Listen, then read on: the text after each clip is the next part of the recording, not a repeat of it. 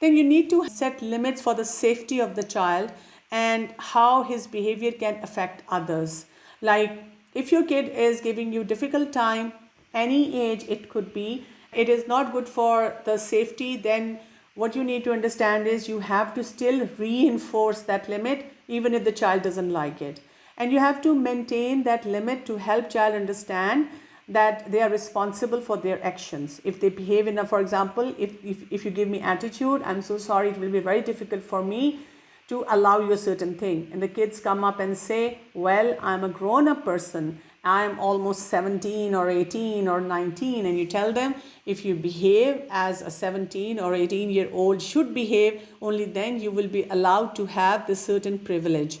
And that you can say without shouting, screaming, giving attitude.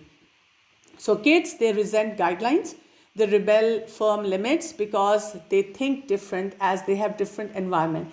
I think there are going to be many of the mothers right now over here, and some of you might be listening to this talk later on, where your kids, especially in teenage, when you give them a no, a big no onto something that they're desperate for, and they say, you are such a cruel mom and I wouldn't do this to my kids.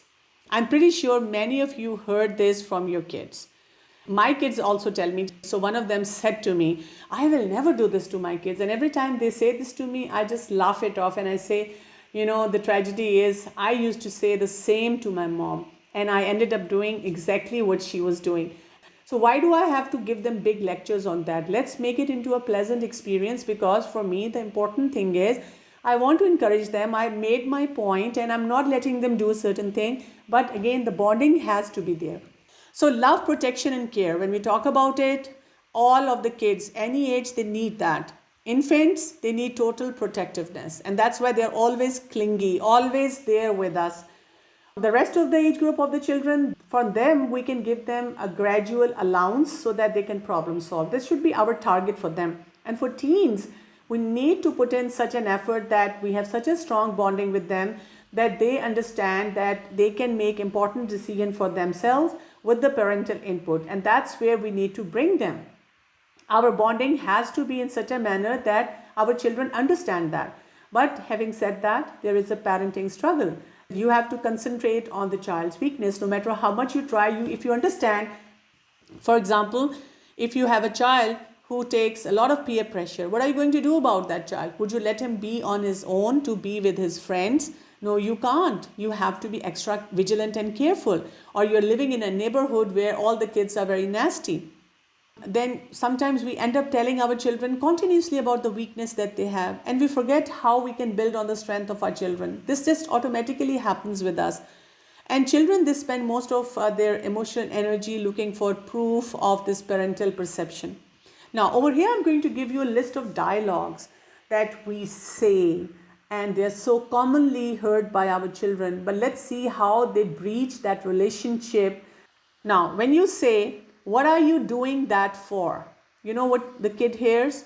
You are not very competent. When we say, I have told you 1,000 times, this is again a very common remark. That actually means what the kids are hearing is, you are dumb. Even when we don't say it, even when you're not shouting, maybe you're screaming, but that is going to, as I said earlier, going to breach that relationship. When we say, why you're not wearing your coat, your jacket, or your scarf, or whatsoever, the kids, they understand you are not smart enough to know what to wear. When we say, don't argue, turn off your TV or screen, they hear you can't figure out answer for yourself. So how do we handle? What is the right thing or the right thing to say so that our relationship stays in the right picture? So what we say so that kids can hear right. When I say, I will let you decide that for yourself, the kid will hear, you can decide as you are capable. I will give you one more chance. The kid comes to you and they have messed up somewhere, and you say, you didn't handle well, but there's room for improvement. So we need to very wisely pick the sentences that we talk about. One of the counselor that I work with sometimes, they say that what mothers especially need to do when the children are in teenage or even earlier than that, they have to actually rehearse the dialogues, the sentences, the remarks that they have to make in front of their kids so as to make them very impactful. So if someone decides like that, what was missed? The kid would hear, you are smart enough to think where you went wrong. Let them find out. For example, you are angry, you're upset. Sometimes the kids would come to you. They would ask you, can I over the weekend go somewhere? And you can just give them this very nice smile and say, what do you think or what do you expect my answer would be? And your kids would tell you, I know you wouldn't allow me. Then again, you can say it with a smile that, well, then what's the use of wasting your words on that? Let's do something for which I will say yes. The kids obviously are going to have a long face. They wouldn't like it. They would be angry. But for us as parents, the important thing is, let's never break that connection with our children, and let's keep working on our sentences. So what are the different blunders of this unconditional love that we have with our children? Withholding love to make children behave. Please never do that. I will never love you, or get out of my life, or I wish you were not there. I have actually come across moms who have such difficult time with their children, especially in teenage, that they end up telling me that, Dr. Kamal, I have actually started hating my daughter or my son. I actually don't feel any love for my kid. And this is something that is so scary, and we don't want to go over there. Second is, sometimes what parents do is they give their kids too much love because they want to please their kids so that whatever needs to be done could be done. Again, I wouldn't approve of that. Sometimes parents' love depends upon the school achievement or a certain criterion that they have set up in their mind, that if my kid does this, because I love eating apples and I think apples or milk are very healthy. So if my kid drinks apple, I love my kid. If my kid prays, I love my kids. Performs salah, I love my kids. Does hifz, I love my kid. No, this is not it. You have to understand this terminology, unconditional love. Unconditional love means, because you are my kid, so I love you anyways. But if you do something wrong, I would not be letting you do it. This is also known as tough love.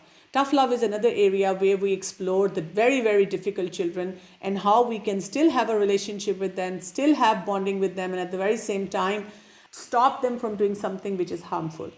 Okay, so there are two terminologies again for the bonding that you have to understand: praise and encouragement. For example, there is a child who has messed up anything. It could be the toys, or it could be any boundary that you have set up for them, or they have drawn a picture and it's horrific, they haven't done the job, they are not studying. So you have to understand that bonding comes into place when you show praise and mutual respect. You judge the goodness of that action. Like, sometimes your kids these days, they would be telling you, let us go in the kitchen and cook something. And when they come out of the kitchen, it's such a big mess that it gives you a headache, and you would have just made that food in 1 hour. Whatever mess they have created in the kitchen, you spend 3 hours cleaning it up, and then you're so upset with your children, and then you keep telling them, next time I'm not letting you go in the kitchen. And the kids would apparently get so upset that, like, we try to make an effort to please our parents that today we are going to cook something, and they are not even happy with that. So praising comments, they don't fit in with the child's self-image at times, and that is also a problem. Sometimes we are trying to be too pleasing towards our children. They're failing, they're flunking, they're not doing anything, and we are saying, oh, mashallah, my kid would be doing great in this line. Encouragement is something where there's no connection to the relationship. It could be good, bad, or neutral, but you keep working on the behavior of your child, and you keep evaluating that behavior, and the child learns to accept that evaluation even when it is hard. So there are things that you need to understand is you have to set firm, loving limits with your children. You need to understand what are the important things to do. And then if you want to have a strong bonding with your children, you give them choices rather than just refusing, because the moment you tell them, no, you can't do it, that's when they're going to be really upset with you. So what you do is you don't tell them to act in a certain way, don't show your frustration, or if there's further misbehavior, you respond by the question, and make sure you enforce one of the choices. Like if you want them to be off the screen and you have told them that you're off the screen and they say we are bored or we want more screen, you can tell them, at this time you have two choices. Either you can sleep or you can read a book. And when you're telling them this, then you are not showing your frustration, you're showing the clarity of mind, and you are definitely leaving an impact that I'm not breaking the bond. Let's say the kid goes in his or her room banging the door, and then later on they are talking to you and they're telling you that you are so unfair. You say, can we move on please? Can we talk about something else? So you have to really maintain your calm in all those places. Basically, whenever there is a problem, you need to understand how to empathize to handle that problem and give back that consequence to your child in a very loving manner. And for that, you need to understand how to set limits for your children. Remember, the limit setting starts at the age of 6 months. Yes, by 6 months, when the child is trying to touch something and you tell them no, but at the very same time, you have a smile on your face. So the boundaries we set for children are in reality the boundaries we basically are setting for ourselves. A lot of parents, when they ask me that I don't know how to communicate a certain concept to my kid, is because they are totally confused on how to apply those principles repeatedly and what are the kind of keywords that they use all the time. If we can't order kids, how will we set the limits? So we need to learn how we can order the kids, but at the very same time, remember what are the limits required for any particular age group. Like newborn, you will cuddle the newborn, but obviously you would protect him from anything which is harmful. For crawling baby, for a kid who wants to run in the street, you're going to hold the hand. For a kid who doesn't want to stay in the room or doesn't want to study but play, how you have to guide them towards actually studying. So bonding is about talking to the children. And for that, what you need to do is differentiate between fighting words and thinking words. What's the difference between these words? This is our talking cycle. We issue a command and they sit as if they haven't heard it. We are on mute. We give them more commands and they're still on mute. We show sternness, we get angry, and then there are loud voices exchanged between the two. And this is something which keeps happening. So the issue is not resolved in any way. Basically, the kids, they are ready for this fight because at that time we'll tell them, go to your room and you're grounded. And the kids say, finally, I'm back in my room and I don't have to see my parents. I don't have to take their commands and I can be on my own. When parents ask me, what are we supposed to do? We need to understand the difference between the fighting words and, as I said, thinking words. The impact of what you say is also very important. Child says something loud and unkind to the parent. The fighting words are, don't you talk to me in this tone of voice. And when you say that, the kids, how do they respond? They shout back at you. But the thinking words are, you look upset. I'll be very glad to listen to you when your voice is as soft as mine. So you're not breaking a relationship. You are maintaining your boundary or bond with your children, and at the very same time, you are teaching them to be respectful. I recall one of my kids, when he was around 9-10 years old, would be picking up a fight with the siblings and would come to me shouting and screaming and crying at the top of the voice. So I would always have to sit back, look at the child and tell the child, I'm so sorry, I'm not able to understand a single word. Because what the child initially thought was that if the mother sees a crying child, so she would have all the sympathies for him or her. But when I said, I'm so sorry, I'm not able to understand a single word that you're saying, or what's the situation, unless you calm down and you talk to me in a polite manner and a soft and a settled manner, I will not be able to help you. So this way my bonding would be there with the child, and at the very same time I saw that within few episodes the kid learned that I would only be responding to him when there was a nicer, presentable way of communicating to me. Now, the child, she is not focusing on her homework. So the fighting words would be, you get to work on your studying. And when you say that, I have actually seen mothers holding a chappal, a shoe, a stick, and so many things like that. What are the thinking words? Feel free to join us in lawn when your studying is done. That's it. So the bottom line you're telling the kid is, this is study time. When you're done, only then you can come out and do what you want to do. Okay, now two kids, they are fighting. So what do? Fighting words would be nice to each other, quit fighting. And thinking words would be, you're welcome to again come back as soon as you work that out. And trust me, this is such an effective way, and this is what something I have practiced, because many times when your kids are fighting and you're trying to sort out that issue, so one of them keeps talking about the other and says, and if you try to resolve that issue, so one would say, you love him or her, you always take his side or her side, and you never listen to me. And the parents I've seen are like, standing at the verge of something they don't understand. They're like, what am I supposed to do at this time if I try to fix this issue or challenge? So they always come back to me with more and more of these complaints. So what you do at that time is you tell them that you have to resolve this matter yourself, because when they're friends, they're best of buddies. When they're not friends, that's when they don't want to be doing something. Yes, it works with all the kids when you do it, but you have to keep doing it a lot of time. Like, for example, if you haven't tried it, if you start doing it now, obviously the kids will take time to settle down. And remember, the kids are going to give you attitude. Even my kids in this teenage, they would give me attitude, but I just maintain my calm. I just act as if their attitude is something that doesn't exist for me. I just completely ignore that.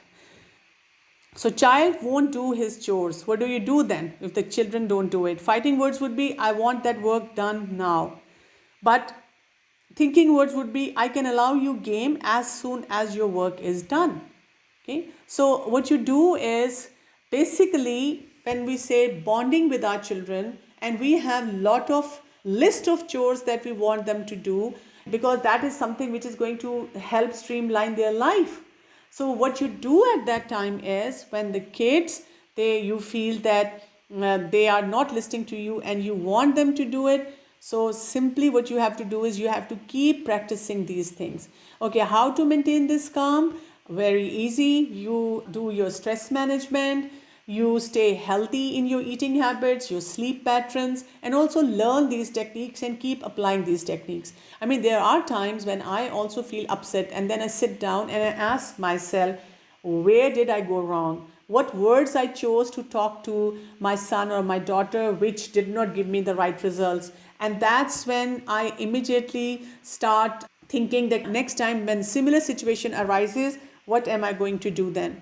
So the thinking words are, you insist on respect and obedience. You place responsibility of thinking and decision making on the child. And it helps kids do what we want them to do. And then children learn better from what they tell themselves than what we tell them. And with thinking and choice, then lesson sticks there, and that will help us have a better relationship with them. And one of the big fighting word which is not going to let us have a good rapport with our children is saying no.